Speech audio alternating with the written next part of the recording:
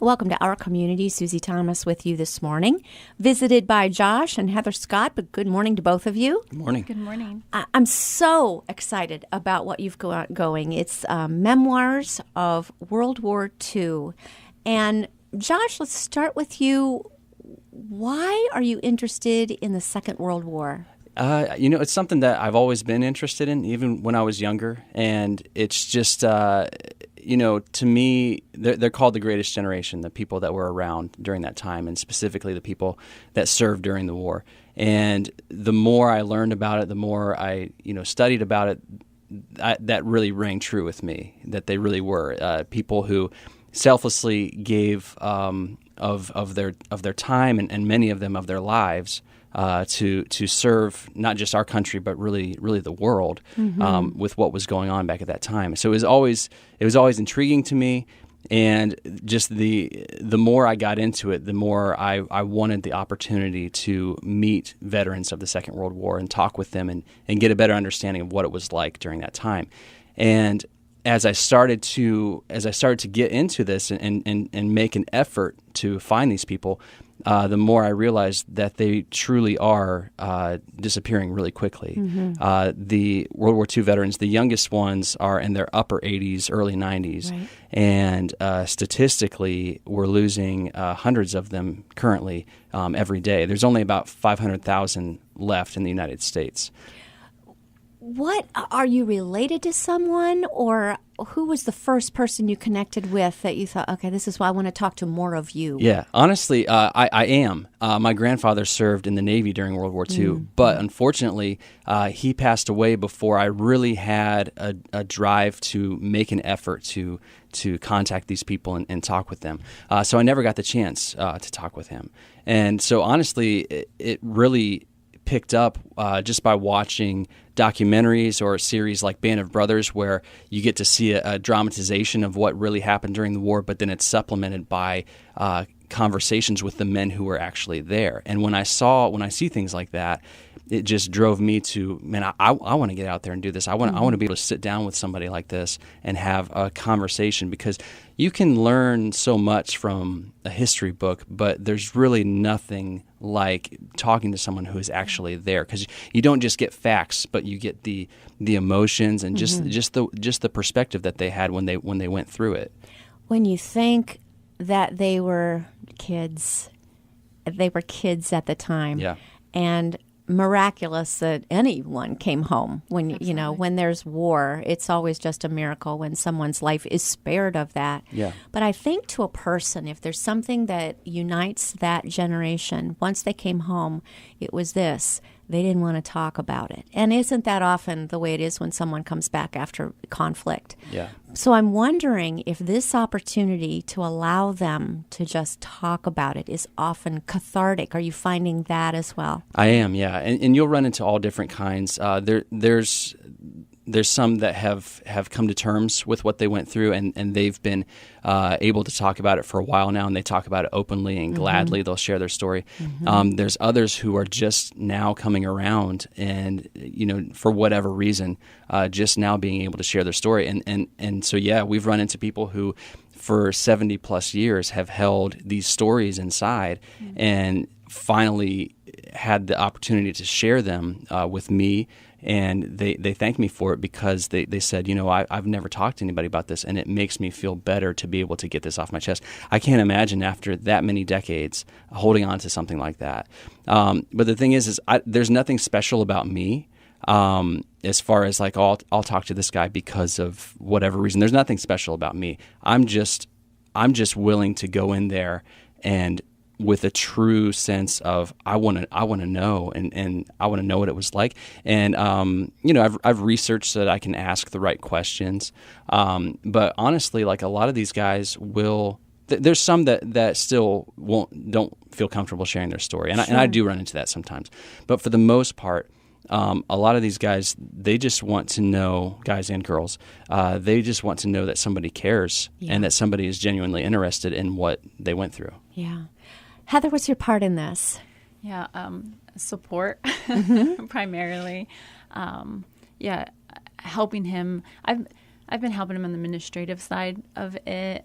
He's definitely the creative head in this whole project, but we've just actually to kind of get into the meat of this is, we want to create a we've just launched our YouTube channel, and getting our LLC and all these different aspects of it has been the part that I've gotten to play, which was so gratifying for me because he's putting together these videos and the content and the voiceovers for it and the music, just putting all this together, and there wasn't really a part that I could play in it. And when we got to this part where there had to be organizing a lot of the details, I was like, oh yeah, I got to have a part in this. So we've really been a team on this. Yeah, Heather's very good at being organized and official, and all of the, she mentioned we had to start a production company in order to do all of this stuff legally. All of that stuff just overwhelms me, and so what I just want to go talk to some veterans and then put a video together. But she really has helped with a lot of that stuff, and more than that. Way before we started doing the video interviews, she was, like she said, a support. We have 2 kids at home, and just we're both working full-time jobs. So this project currently is something that we do on the side. Right. And so her support has been enormous, just, allowing me to go and do these interviews. And it's not, she's not just allowing me to do it, but there's days where I might not feel like the motivation to I just got home from work, and do I really want to pack up my stuff and go talk to somebody I've never met before for 2 hours? But she's been a driving force that has at times pushed me out the door and said, no, this is important. You need to go do this. It is important because who knows, as you say, how much longer we have these people with us, these Absolutely. amazing people with us, and when they go, they take their stories with them. Yeah. It's a team effort for sure, and a labor of love, I can tell.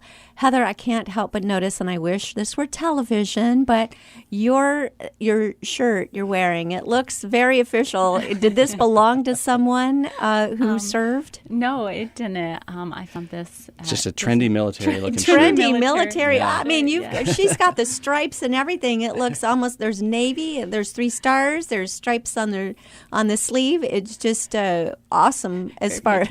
Yeah. And what a perfect thing to wear as you're promoting this. Right. So what are we talking about? We're talking about a YouTube channel. Tell me what the project is. Yeah, sure. Well, YouTube is really just the current medium that we're using to get these videos out there. I started doing interviews with World War II veterans a little over 2 years ago, and I was using, and currently still am using, Instagram to post these stories. But you can only get so deep into that. I post a picture and then write, details about, this individual's service, what they went through.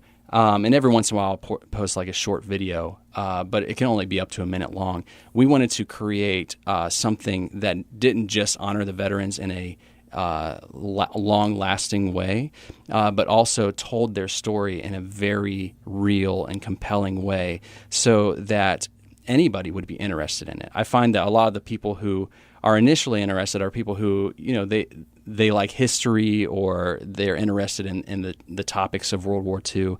But there's something about seeing a person talk about what they went through as an individual that didn't just affect them, but it was a massive event that affected the entire world.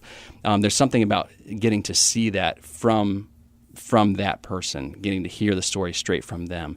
And along with that, we supplement the storytelling with a narrative that goes along with it, that supports the story that they're telling, photos and archive footage that goes along with the story that they're telling. So you get a very real sense of what they're talking about. They're so well produced. I would think history teachers would love to use these in the classroom, because this is right out of History Channel. It really does look like A&E Entertainment or History Channel or something. The way you've done it with the music and visuals and everything, and then weaving the stories, the personal stories right in there. Thank you. Yeah, I'm working with another guy named Christian McLean, who he's my director of photography, and then he and I edit the videos together, and he's a great creative person to be able to bounce ideas off of, and just we work together really well. So we're proud of the production of quality, but really the quality of the production is really just the vessel that we're using to get these amazing stories to people. So if people see the video and they say that's really well produced and I want to watch that, then that's a win. That means that that's a person who maybe wouldn't have initially been interested in the story that's being told, but now they're being drawn in by it. And that's really our goal. How many people have you spoken to so far? Oh, man.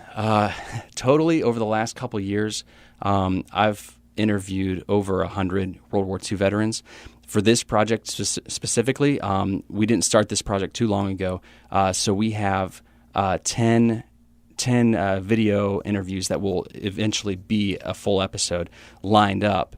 And our goal right now, starting out, like I said, we're doing this, on the side. We have full-time jobs, and so we're doing this as like a passion project and a family. Yes, yeah. So we're going to start out releasing one episode a month. Wow. So the content that we already have shot will take us all the way through till next year. But our hope is to be able to do more, to be able to be funded to travel more, to interview more veterans so that we can release more episodes more frequently. Mm-hmm.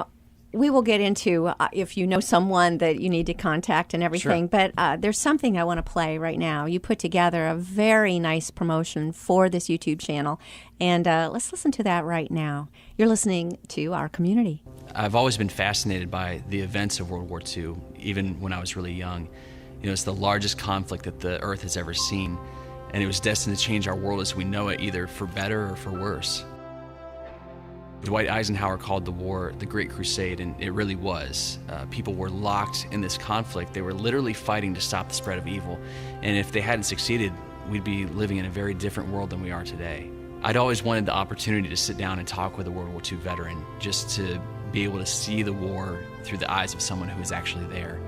I thought, yeah, that would be great. Maybe someday I'll do that. But then in December of 2015, a friend of mine shared with me that his next-door neighbor, who was an older guy, but he was a good buddy of his, he had passed away.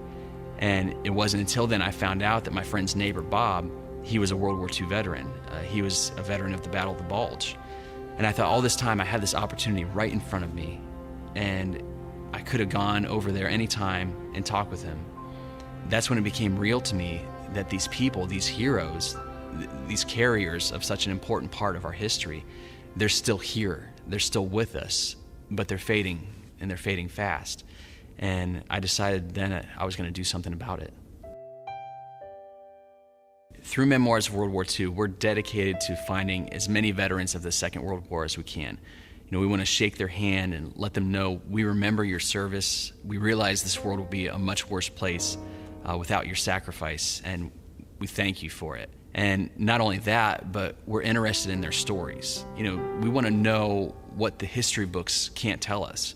I want to know what was it like to have been there, to have lived it. I want to pass on to younger generations who might only see the war as a Hollywood movie or a page in a book, that these were real people just like you and me, and they selflessly gave their lives. They did what needed to be done when the world was going crazy. It was terrible. We lost a lot. Lost a lot in the water. It's devastating. But there was one thing I did before I got over there and got into battle. I asked God, or told God, if you'll bring me back home from this war, I'll serve you the rest of my life. This series will bring you the stories of real men and women of the Second World War in a very personal, emotional, and compelling way. You'll see their joys, their struggles, their loss, and their courage. The war was a worldwide affair with millions of stories from a million different perspectives. So our goal is to reach veterans from every single corner of the globe. Our mission is to leave these amazing people feeling honored and remembered, and to do our part to preserve their stories, to preserve this incredible part of our history, and we look forward to sharing it with the world.